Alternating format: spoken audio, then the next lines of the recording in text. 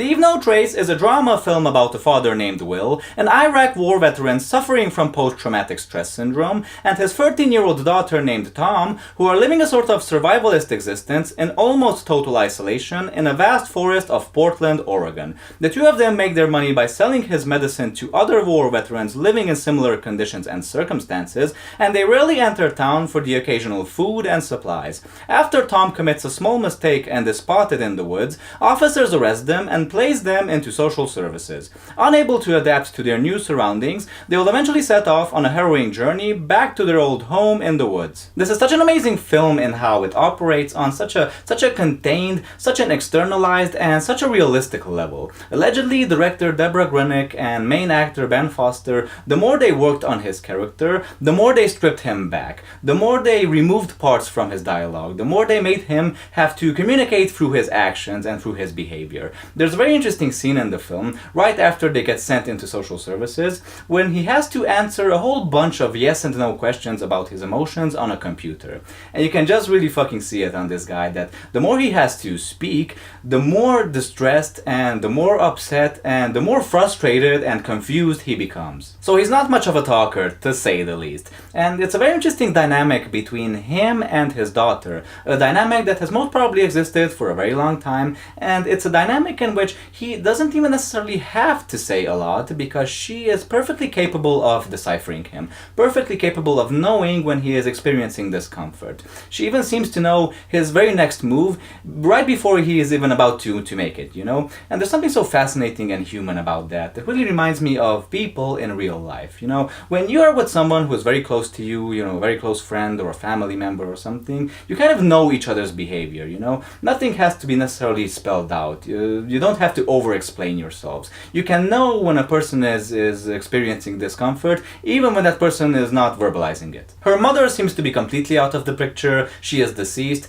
Tom does mention at one point that she wishes she remembered something about her, but it's apparent that she doesn't remember anything about her. She probably died a long time ago, and we really don't get to find out what happened to her, but that's the kind of movie we're dealing with here. So this is really not an expositional movie. There are no flashbacks, there's no backstory to anything, and really the film moves in a very gentle and very fluid way, but that doesn't mean that you don't have to pay close enough attention to it, because basically every move, every sound these characters make, and most importantly every stretch of silence, really informs something about the plot, and more importantly really informs something about these characters. And that really gives this film this very interesting tension, because you would expect this film to be about these two being against the world, about these two being against living in a modern society, and you would expect them to be the heroes of the film while the characters representing society to be the villains. But it's really not the case. I mean, it's not so much that these two people don't want to live in society, it's much more like that they are unable to, and it's in fact it's the father who is unable to, let's be honest, because the daughter really seems to be perfectly fine. I mean, she really seems to communicate a lot more through words, and she really seems to be able to handle herself in a social situation. I mean, all she would really need is to go to school and to make friends with people her own fucking age, you know? So there's no like real threat, there's no real villain in the film. In fact, everyone they encounter on their journey really wants to help them and ends up actually helping them. They're all nice people, they're all decent people. I just found it to be so ironic that eventually when they are put into social services, they are given food and a house on a Christmas tree farm, where Will has to begrudgingly package pine trees. And I just found it to be so fucking absurd that a person who all he wants to do is to basically live off the grid and to not have anything to do with the modern world at all, to be associated with Christmas is just like absurd. I mean, Christmas, the ultimate symbol for consumerism and excess. I mean, come on. It's the time of the year when we spend a lot more than we should. We buy a lot more stuff than we need. We eat a lot more than we should. We pretend to care a lot more about people than we do. I mean, come on. It's no wonder the fucking guy can't handle it.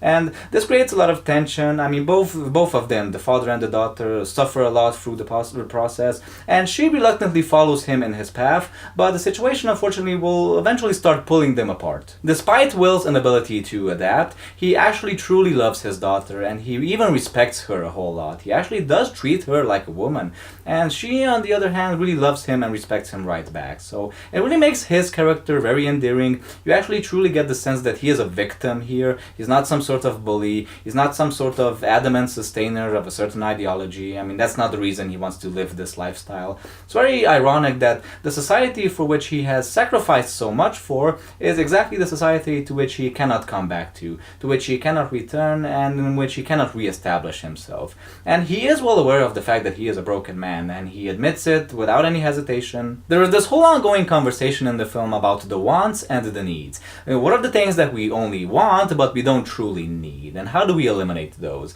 Now, the wants and the needs between Will and Tom are not the same, because what Tom needs is stability. What she needs is trust, to be able to trust in and to be trusted by other people. She basically needs interactions with other people. She needs warmth, both metaphorically and literally as well. So the whole film is basically about trying to find this middle ground between living a more humble life, but also not having to freeze your ass off and not having to starve to death. The whole film is basically about trying to find comfort in the communal. The ending of this film is probably my favorite ending to a film from 2018. I mean, it's pretty much perfect in my opinion. It brings the film to its natural emotional conclusion.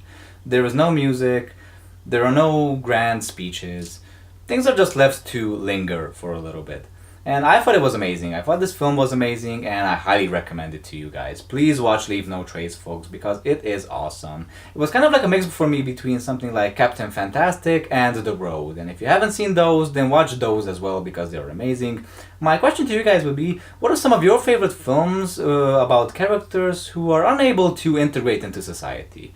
Really curious to know about your answers, people. Don't forget to leave them down below in the comment section. Don't forget to like, comment, and subscribe so I can see you guys later in other reviews. Thanks for watching this review, folks. I love you for it, and I highly appreciate it. And until I'll see you next time, don't forget to stay cool, stay awesome, and keep watching movies.